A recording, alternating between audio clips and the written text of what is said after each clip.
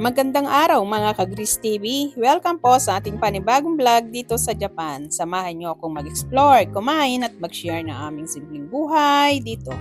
Hello mga besi! Today's lunch is extra special! Japanese somen noodles na may toppings na sari-saring gulay. Ang saya! Kasi parang naglalaro lang kami.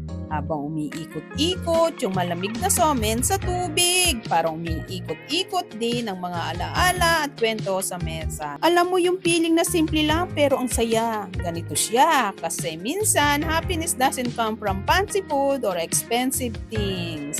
Minsan, nasa simpleng pagkain lang na sama-sama niyong tinatamasa. Dito, parang laro lang ang pagkain. Imagine mo, yung mga noodles umiikot sa malamig na tubig. Tapos ikaw, uhulihin mo gamit ang chopsticks. Parang live din. Minsan mabilis, minsan dumudulas.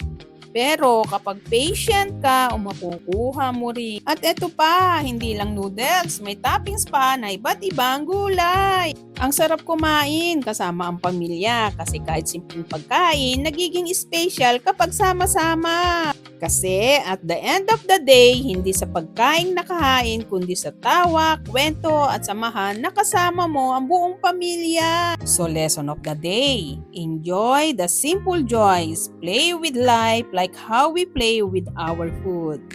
And always treasure the people who sit and eat with you at the same table. Hugot time naman tayo. Sa sobrang lamig ng tubig sa somen, napapaisip ako.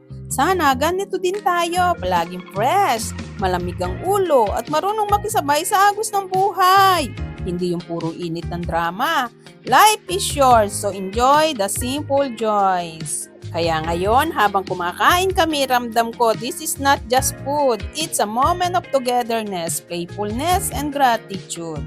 Salamat po sa panunood mga ka-Gris TV. Huwag kalimutan i-like, i-share at mag-subscribe. Kita-kits sa susunod kong vlog. Bye-bye!